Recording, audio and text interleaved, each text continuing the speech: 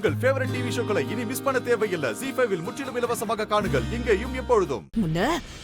நீ ஒரு சரியான முட்டாள். நீ கண்டிப்பா அடி வாங்கிதாண்டா ஆகணும். உனக்கு அவ்வளவு கூட அறிவில்ல. நான் உன்கிட்ட என்ன சொன்னேன்? நான் என்ன சொன்னேன்? அந்த சிவாவையும் சக்தியையும் பிரிக்கணும்னு சொன்னேன். அப்படின்னா சிவா இன்னும் இந்த வீட்ல என்ன பண்ணிட்டு இருக்கான்?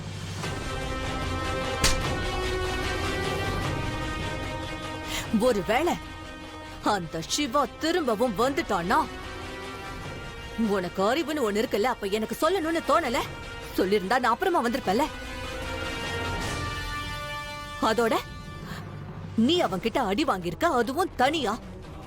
எல்லாரும் முன்னாடி அடி வாங்கியிருந்தா நல்லா இருந்திருக்கும்ல. அப்படின்னா நீங்க அந்த சிவா என்ன அடிக்கணும்னு நினைக்கிறீங்களா? வேற என்ன, உனக்கு ஆரத்தி எடுப்பாங்கன்னு நினைச்சியா?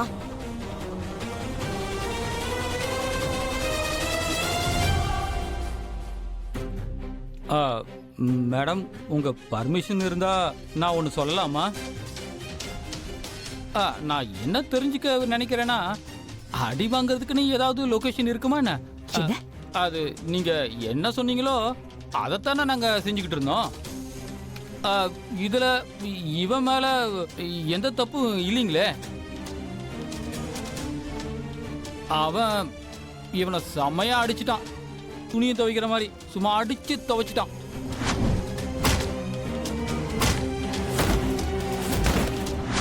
ஏன்னா இது எல்லாமே என் கண்ணால பார்த்தேன், அதனாலதான் சொல்றேன். சத்தியமா.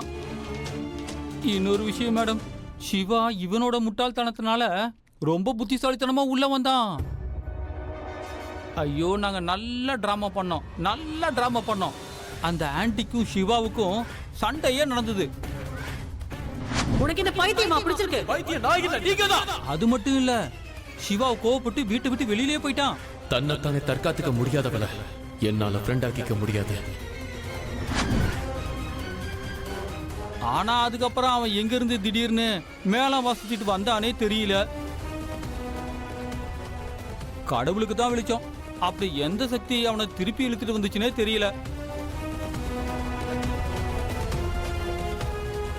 சிவாவை எந்த சக்தி திரும்ப கூட்டிட்டு வந்துச்சோ அதோட பேரும் சக்தி தான்.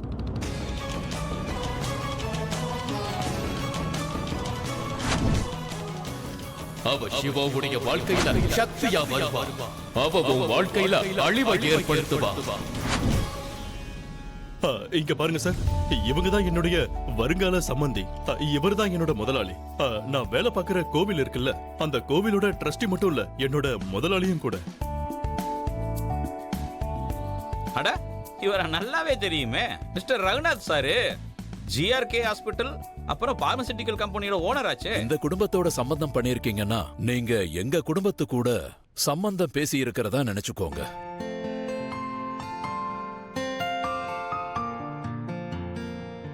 இந்த பொண்ணும் எங்க பொண்ணுதான். ஒரு விஷயம் மனசுல வச்சுக்கோங்க, இவளுக்கு எந்த கஷ்டமும் இருக்க கூடாது. அட இல்ல சார், நீங்க எதுக்கும் கவலையே படாதீங்க. எங்க வீட்டுக்கு வரப்போற இவ எங்க பொண்ணு மாதிரி தான், எங்க மருமக கிடையாது. அவளை நாங்க எங்க கண்ணிமை மாதிரி வச்சு பாத்துக்குவோம்.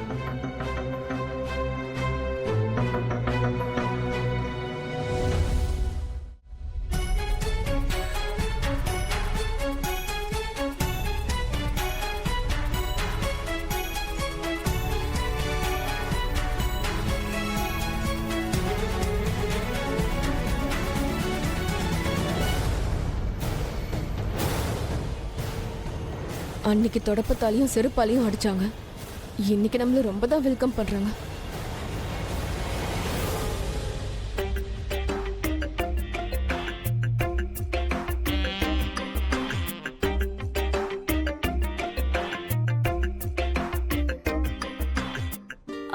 நீ பாட்டிக்கிட்ட ஆசீர்வாதம் வாங்கிக்கோமா. சரி மம்மி.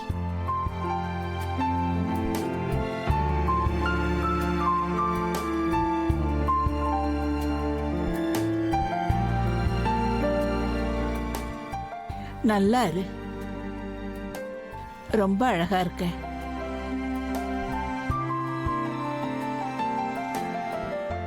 ஆனா ஏமா உன் முகத்துல கல்யாண பொண்ணுக்கு இருக்க வேண்டிய சந்தோஷம் ஏன் இல்ல?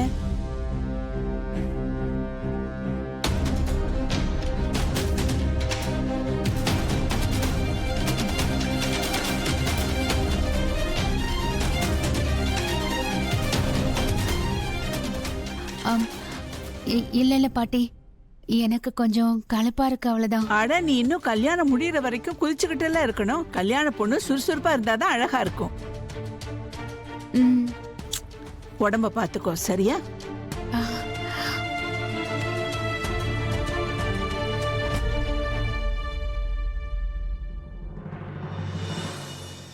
அம்மாடி சக்தி, இவங்களுக்கு போய் சாப்பிட ஏதாவது கொண்டு வா. இத கொண்டு வரேன்.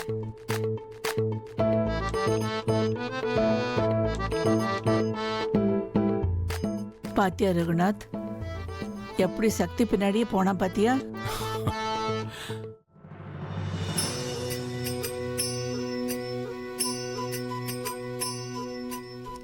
இங்க என்ன பண்றீங்க? டிஃபன் சர்வ் பண்ண வந்தேன். இங்க பாரு, பாடி கார்டு வேலையை பண்ணி தானே ஆகணும். நான் பாட்டுக்கு உன் பின்னாடியே சுத்திக்கிட்டே இருந்தா எப்படி இருக்கும்? அதான் உனக்கு ஹெல்ப் பண்ணலான்னு வந்தேன். ஆனா ஏன்? உன்னை ப்ரொடெக்ட் பண்ணதான். இனிமே நான் உன்னை சுத்தி சுத்தி தான் வருவேன். போதும் டாக்டர் சிவா, ப்ளீஸ். சாரி, என்னால முடியாது. நீ அந்த வில்லிய ஐ மீன் உன் சித்திக்கிட்ட என்ன சொன்ன? ரஞ்சன் பக்கத்துல வந்தா நீ சேஃபா ஃபீல் பண்ணலன்னு சொன்ன. இப்ப சக்தியை ப்ரொடெக்ட் பண்ண வேண்டியது சிவாவுடைய உரிமை மட்டும் இல்ல, கடமையும் தான். சோ அதை நான் செஞ்சுதான் ஆகணும். Technical issue. இங்க பாருப்பா, போய் கொஞ்சம் பஞ்சாங்கத்தை எடுத்துட்டு வாப்பா. அண்ணா ஒரு நிமிஷம் இங்க வாங்கல. என்ன சக்தி, சொல்லு. டாக்டர் சிவாவோட குடும்பத்துக்கு இந்த டிஃபனை கொண்டு போறீங்களா? அட அனனா, ஓய் பல்வான், நான் கொண்டு போறேன். ஹே, கொஞ்சம் வெயிட் பண்ணு. என் குடும்பம் சமோசான ரொம்ப லைக் பண்ணோம். பாத்து எடுத்துட்டு போ. ஓகே.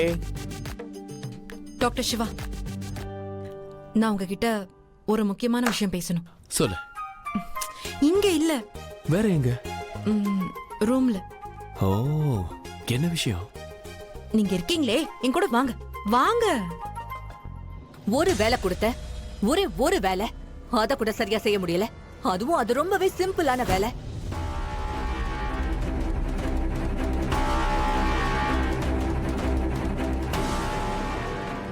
சிவா கிட்ட இருந்து சக்தியை பிரிச்சுட்டா அதுக்கப்புறம் சக்தி உனக்கு தான். ஆனா உங்க 2 பேரால இத கூட பண்ண முடியல.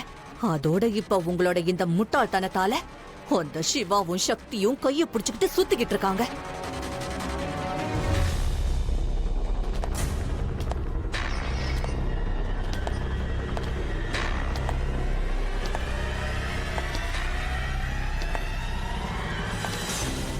இப்ப யார் இங்க வராங்க?